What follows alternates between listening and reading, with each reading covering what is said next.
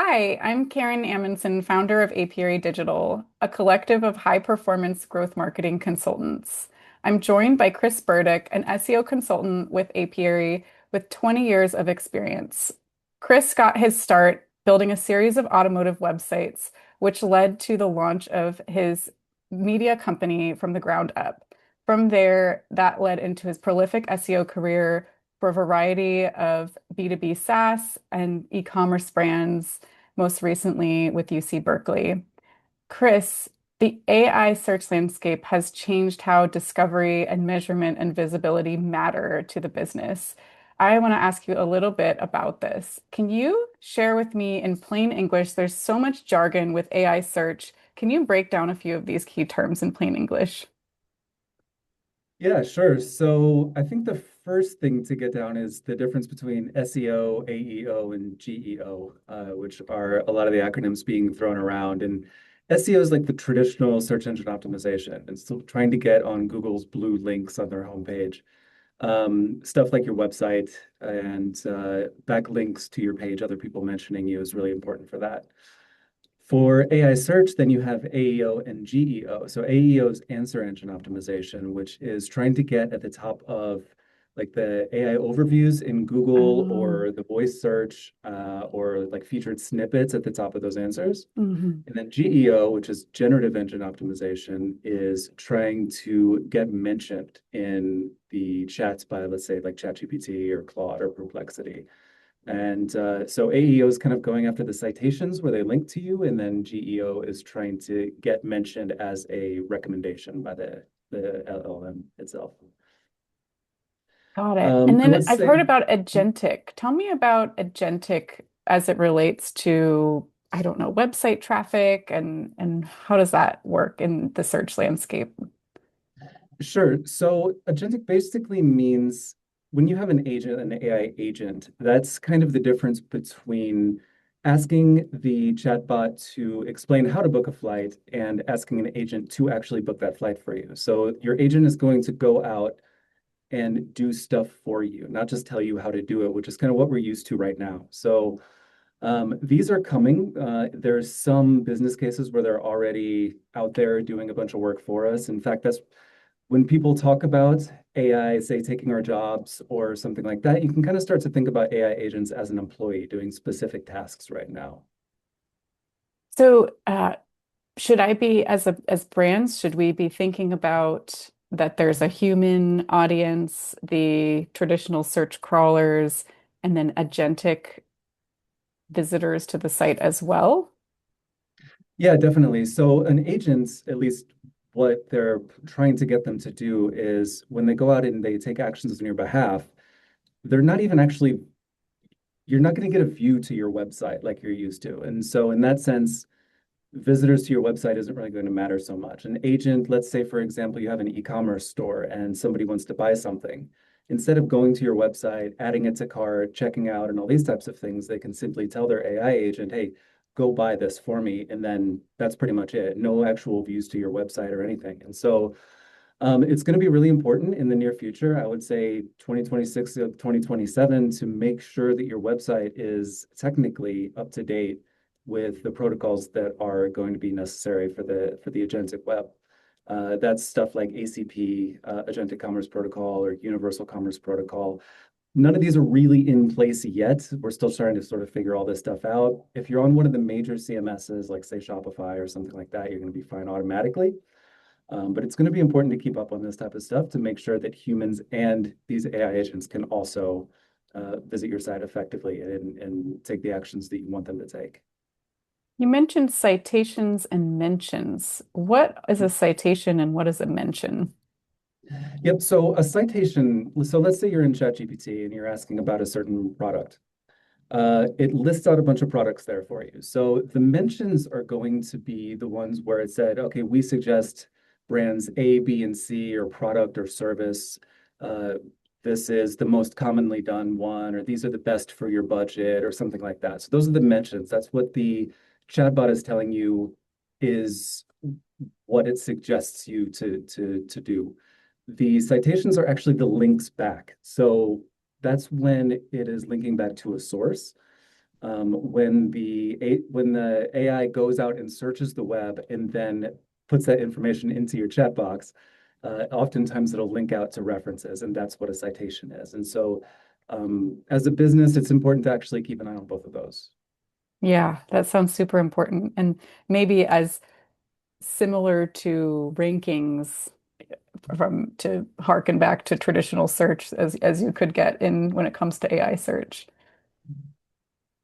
Yeah, definitely. I mean, AI doesn't really have rankings in the same way that Google does, just based on the way that it works. It's kind of like when you're talking to a chatbot, it doesn't say, hey, we have brand A, brand B, brand C, and they're ranked like this. It's kind of more like it's rolling a weighted dice in a way. Like it's probably going to suggest a certain top companies or top products or top services for you.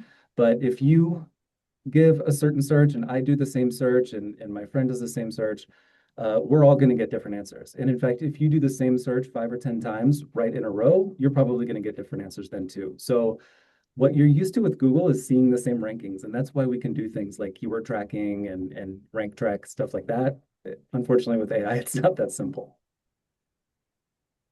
A lot of marketing teams are still approaching AI search like SEO. What are they getting wrong? They're taking a lot of traditional SEO approach. So, for example, like with Google, if your content strategy was just to publish more content, let's say from the informational stage, more commercial stage, top of funnel, bottom of funnel, this worked with Google quite well. You would capture them in the top of the funnel, the informational stage, and then you could relatively easily drive your visitors down into the bottom of the funnel and get them to eventually purchase your product or contact you or whatever your goal there was. With AI, that's not really going to work in the same way. So we found that AI is taking away the informational stage of the funnel, for example, the top of funnel stuff. And so just throwing content on your website isn't going to work anymore. You're going to have to start shifting some of that down to middle of the funnel, bottom of the funnel content. And then also, like, that basically means creating like comparison pages versus pages, best of pages, and things like that. The reason for that, and that's going to work in sort of short term as well as long term, because when you have this commercial content, when an AI goes out and searches the internet to bring a user the information for that, it's going to potentially find the article that you're writing on the bottom of the funnel article that you're writing, bring that back to the user. But additionally to that, it's going to it's going to um, train future LLM models on that content. So the more middle and bottom of the funnel content that you're publishing out, the more you're sort of helping train the future AI models as well. And you definitely want to do that if you want the AI to know about your business and your products. You want to help train those, of course. So Sounds that's what like you want. a key early mover advantage to get on this AI search optimization sooner than later. 100%. And the sooner you do it, the sooner you're going to get into the earlier models um, and reinforce that. What about you mentioned traffic, with all these mentions and people aren't necessarily going to your site, so we can't think about traffic the way that we used to, with that being an old sort of an old proxy metric. How would you think about metrics for success in AI search? Yeah, it's definitely changing for sure. Traffic's still important, and I think that it's really important to keep in mind too that we're all kind of freaking out a little bit about AI taking away the standard traffic that we're used to. The majority of traffic that we're getting is still through Google, and so it's really important not to it's don't forget that. Like still optimize for Google, optimize for traditional SEO, but then start to layer on more of these like LLM and AI optimization techniques as time goes on. So to answer your question, traffic, what I'm seeing a lot of marketing leaders do is freak out when their traffic drops, let's say 20 or 30% from organic. But what they're not seeing is a part that we can't track anymore. And so the part that we can't track are things like the mentions that we were talking about earlier. So we can track citations. Citations you can still track through Google Analytics. You can set up a custom custom metrics to search to track those, but that's only tracking human visitors. That's not tracking the future agents that we were talking about. It's not tracking when an AI bot comes, looks at your website, and then grabs that information and then gives it back to the user. So the user is still consuming the information on your website, whether that's, again, an article, it could be a product page, a collection, your homepage. They're still consuming the information from your website, but nobody actually went to go visit your website. And so you're not seeing them as a visitor. So you have to stop thinking about those metrics as a proxy for success, really. Um, Unfortunately, we don't really have the tools right now to directly attribute like a sale to a mention. So things are a little bit messy right now. There's not really the tooling available for it yet to get detailed about where exactly your sales are coming from now. But I would say the main thing is just don't freak out if you see your organic traffic dropping. That doesn't mean if your organic traffic drops 30%, that doesn't mean your revenue is dropping 30%. It just means that maybe it's shifting somewhere else because people are still looking for your products and they're still looking to buy stuff. What would you say are the metrics we should be tracking? Yeah, so the citations, as I said, is an important one. I would say one of the first things that you should do is set up the custom tracking in Google Analytics if you're using that. You can just do like a quick Google online to see how to set that up. You're going to be able to filter out where people are coming through, say, ChatGPT or Perplexity or whoever it is. But again, that's just the human visitors that are coming through those chatbots. So you can use like a visibility, AI visibility tracker. There's a few of them on the market. Profound is one of them. Otterly is another one, really popular one. And they basically take a series of a bunch of different prompts that they think your business should be ranking for, and it goes out and it hits those prompts in the various LLMs, and it sees where you are in there.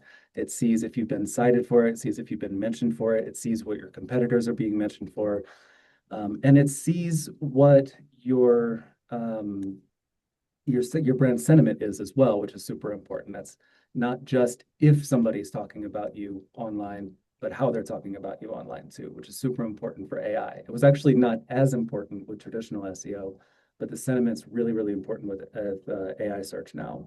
And so these AI visibility trackers are going to do a lot of this stuff for you. And I would say that that's probably the few most important metrics that I would check right away. When it comes to tracking visibility in AI, is there a feedback loop where once you start tracking, it can sort of create a self-fulfilling prophecy that you improve your own visibility because you're conducting those prompts, for example? Are there any watch outs that people need to be aware of as they're getting into measurement for AI search? One thing that I would watch out for is going onto ChatGPT and searching for your own brand and seeing, oh, look, I show up for this prompt. That's great. And then go on to the next one and say, okay, I show up for this prompt too. That's great. Because as we were talking about before, there's a phenomenon just called generative variance. And that means, again, that you could have the same search 5, 10 times and it's going to give you different answers. So when it comes to searching on your own account as well, you have the self-personalization that a lot of these chatbots are based off of. So it's going to learn from what you already searched for. It knows you prefer your own brand, so it's going to give those to you as well. So you can kind of mitigate that through using something like incognito mode or logged off or something like that to mitigate that aspect of it. But there's still the fact that there's the generative variance there too. And so you're not really ranking in the same way. And so that's why using those AI visibility tracking tools is helpful. Another aspect of that is when you're trying to create prompts like, okay, I want to be found for this, you're missing a lot. You're missing not only what you're not being found for, you're missing what you could be being found for as well, because you sort of don't know what you don't know. And so that's Mm. why some of these tools that use AI to create the prompt itself on what it thinks you should be found for is probably a better way to go about it than doing it yourself, just because you're going to be biased in what you want to be found for, and you need to be a little bit more realistic about that. Amazing. Thank you so much. This was so helpful. Absolute pleasure.